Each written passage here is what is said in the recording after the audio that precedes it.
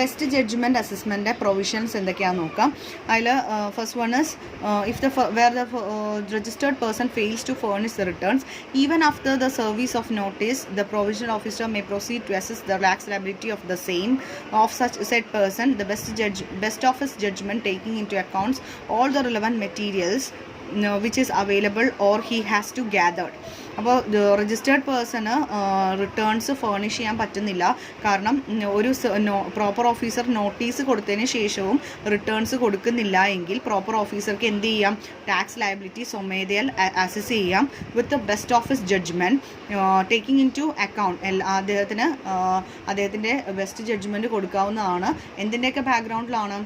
ഇയാൾക്ക് അവൈലബിൾ ആയിട്ടുള്ള മെറ്റീരിയൽസും അയാൾ എവിഡൻസസും കളക്ട് ചെയ്തതിൻ്റെ ബേസിസിൽ ഇയാൾക്കൊരു ടാക്സ് ലയബിലിറ്റി നിശ്ചയിക്കാവുന്നതാണ്. Based on best judgment assessment, the proper officer may issue an assessment order. ഒരു അസസ്മെൻറ്റ് ഓർഡർ കൊടുക്കാവുന്നതാണ്. ആ ഓർഡർ ഇഷ്യൂ ചെയ്തതിന് ശേഷം ഒരു 5 years ഡേറ്റ് ഇവർ കൊടുക്കുന്നുണ്ട്. എന്തിനു വേണ്ടിയിട്ടാണ്? ആനുവൽ റിട്ടേൺസ് ഒരു ഫിനാൻഷ്യൽ ഇയർ ടു ഇയറിൽ എന്ത് ചെയ്യാനായിട്ട്? ആനുവൽ റിട്ടേൺസ് സബ്മിറ്റ് ചെയ്യാനായിട്ട് tax which the tax not paid relates. അപ്പോൾ ടാക്സ് പേയ്മെൻറ്റ് നടത്താത്തതിൻ്റെ അല്ലെങ്കിൽ അതിൻ്റെ റിട്ടേൺസ് ഫർണിഷ് ചെയ്യാൻ വേണ്ടിയിട്ട് ഒരു ഡേറ്റ് കൊടുക്കുകയാണ്. വിത്തിൻ 5 years 5 yearsനുള്ളിൽ ഇതിൻ്റെ റിട്ടേൺസ് എല്ലാം തന്നെ ഫേർണിഷ് ചെയ്യണം. Next, where the registered person furnish a valid return with 30 days of the service of the assessment order, the best judgment assessment order shall be withdrawn. അപ്പോൾ registered person ഒരു 30 ദിവസത്തിനുള്ളിൽ ഈ ഒരു നിയമം അല്ലെങ്കിൽ നോട്ടീസ് കൊടുത്തതിന് ബെസ്റ്റ് ജഡ്ജ്മെൻറ്റ് നടത്തും എന്നുള്ളതിൻ്റെ ഒരു നോട്ടീസ് കൊടുത്തതിന് ശേഷം 30 ദിവസത്തിനുള്ളിൽ റിട്ടേൺസ് എല്ലാം തന്നെ ഇയാൾ കൊടുക്കുകയാണെങ്കിൽ ഈ ഓർഡർ പിൻവലിക്കാവുന്നതാണ്. ബെസ്റ്റ് ജഡ്ജ്മെൻറ്റ് ഓർഡർ പിൻവലിക്കാവുന്നതാണ്. പക്ഷേ എന്നിരുന്നാലും however the liability of the payment of interest or for payment of late fee shall continue. അപ്പോൾ ഇൻട്രസ്റ്റ് പേയ്മെൻറ്റ് ചെയ്യണം. പക്ഷേ ഇയാൾ ലേറ്റായിട്ട് ടാക്സ് അടച്ചതിൻ്റെ ഇൻട്രസ്റ്റും കൊടുക്കണം. അതുപോലെ എന്തെങ്കിലും ലേറ്റ് ഫീസ് എന്തെങ്കിലും ഉണ്ടെങ്കിൽ ആ ലേറ്റ് ഫീസും കൊടുക്കേണ്ടതായിട്ട് വരും. Then where the taxable person fails to obtain registration even though liable to do so, those whose registration has been cancelled but who has been liable to pay tax, the proper officer may proceed to assess the tax liability of such taxable person to the best of his judgment. Such assessment of order shall be closed only after giving the person opportunity to be heard. അതുപോലെ തന്നെ മറ്റൊരു കാര്യമാണ്, registration ചെയ്യാൻ ബാധ്യസ്ഥനായിട്ടുള്ള വ്യക്തി registration ചെയ്യാതിരിക്കുകയോ അല്ലെങ്കിൽ registration ക്യാൻസലായി പോവുകയോ ചെയ്യുകയാണ്. പക്ഷേ അയാൾക്ക് ടാക്സ് പേ ചെയ്യാനുള്ള ലയബിലിറ്റി ഉണ്ടെങ്കിൽ അയാളത് പേ ചെയ്യുന്നില്ല എങ്കിൽ അയാളുടെ ടാക്സ് ലയബിലിറ്റി ബെസ്റ്റ് ജഡ്ജ്മെൻ്റ് എന്നുള്ള ആ ഒരു മെത്തേഡ് ഉപയോഗിച്ച് പ്രോപ്പർ ഓഫീസർക്ക് ചെയ്യാവുന്നതാണ്.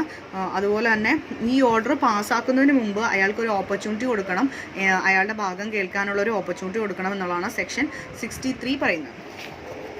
Next is the order of assessment made based on best judgment assessment under section 62 subsection 1 shall be issued in form GST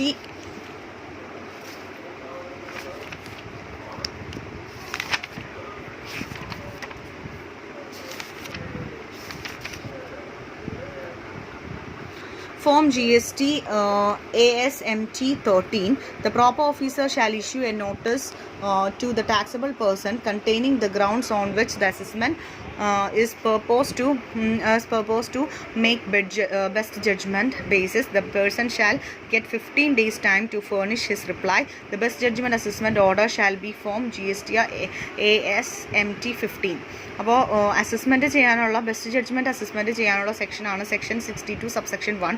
അത് ഇഷ്യൂ ചെയ്യേണ്ടത് ഫോം GST ASMT 13 ആണ്. Proper ഓഫീസർക്ക് ഒരു നോട്ടീസ് മുഖേന ടാക്സബിൾ പേഴ്സൻ്റെ ഗ്രൗണ്ട്സ് എന്തൊക്കെയാണ് അസസ്മെൻറ്റ് ചെയ്യാനുള്ള സാഹചര്യം എന്നെല്ലാം വ്യക്തമാക്കി പറയാവുന്നതാണ്. 15 days ടൈം കൊടുക്കാം റിപ്ലൈക്ക് വേണ്ടിയിട്ട്. അതിനുശേഷം ഈ ഓർഡർ ഫോർവേഡ് ചെയ്യാം.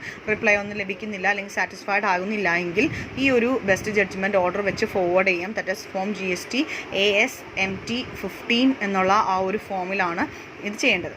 And the last one is summary assessment or protective assessment according to section 64. അപ്പോൾ ലാസ്റ്റ് അസസ്മെൻ്റ് ആണ് നമുക്ക് സമ്മറി അസസ്മെൻ്റ് അല്ലെങ്കിൽ പ്രൊട്ടക്റ്റീവ് അസസ്മെൻ്റ് എന്ന് പറയുന്നത്. Section 64. Proper officer who finds that the person is liable to pay tax on evidences may make summary assessment of tax liability of such person. This is done only with the prior permission of additional commissioner or joint commissioner. The intention of such an assessment is to protect the revenue of government, and hence it is also called protective assessment. അപ്പോൾ proper ഓഫീസർക്ക് തോന്നുവാണ്, ഒരു വ്യക്തിക്ക് തോന്നുവാണ് അയാൾ tax liability പേ ചെയ്യാനായിട്ട് ബാധ്യസ്ഥനാണെന്ന് തോന്നുവാണ് ചില എവിഡൻസസിൻ്റെ ബേസിസിൽ. അപ്പോൾ അയാൾക്ക് എന്ത് ചെയ്യാം, സമ്മറി അസസ്മെൻറ്റ് ഓഫ് ടാക്സ് നടത്താം അയാളെക്കുറിച്ച്. അത് നടത്തുന്നത് അഡീഷണൽ കമ്മീഷണറോ അല്ലെങ്കിൽ ജോയിൻറ്റ് കമ്മീഷണറിൻ്റെ പ്രയോർ പ്രൊമോഷനോടെ അവരുടെ അനുവാദത്തോടെ വേണം ഇത് ചെയ്യാനായിട്ട്. ഇൻറ്റൻഷൻ എന്ന് പറഞ്ഞാൽ ഗവൺമെൻറ്റിൻ്റെ റവന്യൂ പ്രൊട്ടക്റ്റ് ചെയ്യാം. അപ്പോൾ അയാൾ ടാക്സ് കറക്റ്റ് ലയബിലിറ്റി ഉണ്ടായിട്ട് മടക്കുന്നില്ല എങ്കിൽ ഗവൺമെൻറ്റിൻ്റെ റവന്യൂ ലോസ് ആണ്. അപ്പോൾ ആ റവന്യൂ പ്രൊട്ടക്റ്റ് ചെയ്യാൻ വേണ്ടിയിട്ടാണ് ഇത്തരത്തിലൊരു ഇൻറ്റൻഷൻ്റെ പുറത്താണ് നമ്മൾ സമ്മറി അസസ്മെൻറ്റ് ചെയ്യുന്നത്. അതുകൊണ്ട് തന്നെ ഈ സമ്മറി അസസ്മെൻറ്റിൻ്റെ മറ്റൊരു പേരാണ് protective assessment. Based on such assessment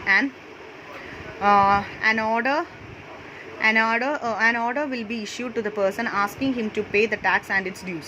അപ്പോൾ ഇത്തരത്തിലൊരു അസസ്മെൻറ്റ് നടത്തിയതിന് ശേഷം ഒരു ഓർഡർ പുറപ്പെടുവിക്കുന്നതാണ് ആ പേഴ്സണോട് എത്രയാണോ ടാക്സ് ഇവർ സമ്മറി അസസ്മെൻറ്റിലൂടെ കണ്ടെത്തിയത് അത് അടക്കാനും അതുപോലെ തന്നെ എന്തെങ്കിലും ഡ്യൂസ് ഉണ്ടെങ്കിൽ അത് പേ ഓഫ് ചെയ്യാനും. Such an order is issued when the sufficient grounds to believe that any delay in doing such may adversely affect the interest of revenue of government. അപ്പോൾ ഇത്തരത്തിലൊരു സമ്മറി അസസ്മെൻറ്റ് നടത്തിയില്ലെങ്കിൽ ഗവൺമെൻറ്റിൻ്റെ റവന്യൂ അത് ബാധിക്കുമെന്ന് എന്തെങ്കിലും ഒരു തോന്നൽ വരികയാണെങ്കിൽ ആണ് ഇത്തരത്തിലൊരു നടപടിയിലേക്ക് ഓഫീസേഴ്സ് കടക്കുന്നത്. Similarly, in case of unregistered person, it is practically difficult to determine the tax liabilities. Unregistered personsനെ സംബന്ധിച്ചിടത്തോളം ടാക്സ് ലയബിലിറ്റി, ടാക്സ് ബാധ്യത എത്രയാണെന്ന് കണ്ടുപിടിക്കുക എന്നുള്ളത് വളരെ ഡിഫിക്കൽട്ട് ജോലിയാണ്, അല്ലെങ്കിൽ വളരെ difficult ജോബാണ്. In such cases, the tax liability pertaining to the tax supply is not ascertainable. The person in charge of such goods shall be deemed to be a taxable person. അപ്പോൾ ആ സാഹചര്യത്തിൽ tax liability എന്ന് പറയുന്നത് നമുക്ക് കണ്ടുപിടിക്കാൻ സാധിക്കുന്നില്ലെങ്കിൽ ആ സമയത്ത് ആരാണോ പേഴ്സൺ ഇൻ ചാർജ് ഓഫ് ഗുഡ്സിൻ്റെ ചാർജ് ആരാണോ ആ വ്യക്തിയാണ് ടാക്സബിൾ പേഴ്സൺസ് ആയിട്ട് നമ്മൾ കൺസിഡർ ചെയ്യുന്നത്. Therefore, in such cases, the person to whom the goods belong to assist, and he will be liable to pay tax and other dues as the assessment order. Assessment ചെയ്ത് ആരാണോ ആ goods അപ്പോൾ ആ സമയത്ത് കൈവശം വയ്ക്കുന്നത് ആ വ്യക്തി ആണ് ടാക്സ് പേ ചെയ്യാനും അതുപോലെ എന്തെങ്കിലും ഡ്യൂസ് എന്തെങ്കിലും ഉണ്ടെങ്കിൽ അദ്ദേഹം ആണ് ഡ്യൂസ് പേ ചെയ്യാനായിട്ടും അധികാരമുള്ളത്. അതായത് രജിസ്റ്റേർഡ് പേഴ്സൺ ആണെങ്കിൽ നമുക്ക് ആ വ്യക്തിയെ കണ്ടുപിടിക്കാൻ വളരെ ഈസിയാണ്. അൺരജിസ്റ്റേർഡ് വ്യക്തിയാണെങ്കിൽ ആ വ്യക്തിയുടെ കയ്യിൽ നിന്ന് അല്ലെങ്കിൽ ആ വ്യക്തി ആരാണ് എന്നൊക്കെ കണ്ടുപിടിക്കാനായിട്ട് ഭയങ്കര ബുദ്ധിമുട്ടാണ്. നമുക്ക് GST പോർട്ടൽ വഴി രജിസ്റ്റേർഡ് പേഴ്സൺസിനെ പെട്ടെന്ന് അവരുടെ കാര്യങ്ങളെല്ലാം തന്നെ, കാരണം നമുക്ക് ഐഡൻറ്റിഫിക്കേഷൻ നമ്പേഴ്സ് ഉണ്ട്, അവരുടെ നേരത്തെ ട്രാൻസാക്ഷൻസ് ലിസ്റ്റ് ഉണ്ട്, ഇതെല്ലാം കണ്ടുപിടിക്കാൻ സുഖമാണ്. പക്ഷേ അൺരജിസ്റ്റേർഡ് പേഴ്സൺസിനെ സംബന്ധിച്ചിടത്തോളം അത് ഡിഫിക്കൽട്ടാണ്. അതുകൊണ്ടാണ് ആരാണോ ഗുഡ്സ് കൈവശം വെക്കുന്നത് ആ വ്യക്തി പേയ്മെൻറ്റ് നടത്തണം എന്ന് പറയുന്നത്. The order of summary assessment under section 64 subsection 1 shall be issued in form GST ASMT 16. അപ്പോൾ സമ്മറി അസസ്മെൻറ്റ് ചെയ്യേണ്ടത് ഈ ഫോം GST ASMT 16ലാണ്. അതുപോലെ തന്നെ ഒരു application for withdrawal of summary അസസ്മെൻറ്റിന് സമ്മറി അസസ്മെൻറ്റ് വിഡ്രോ ചെയ്യാൻ വേണ്ടി ആപ്ലിക്കേഷൻ ആ പേഴ്സണ് കൊടുക്കാവുന്നതാണ്. അതിന് വേണ്ടിയിട്ടുള്ള ഫോം എന്ന് പറയുന്നത് ഫോം GST ASMT 17 ആണ്. Subsequently, if it is found that such order issued is erroneous, or additional commissioner or joint commissioner may withdraw such order, the person who is assessed also can apply for cancellation of order if any issued by him.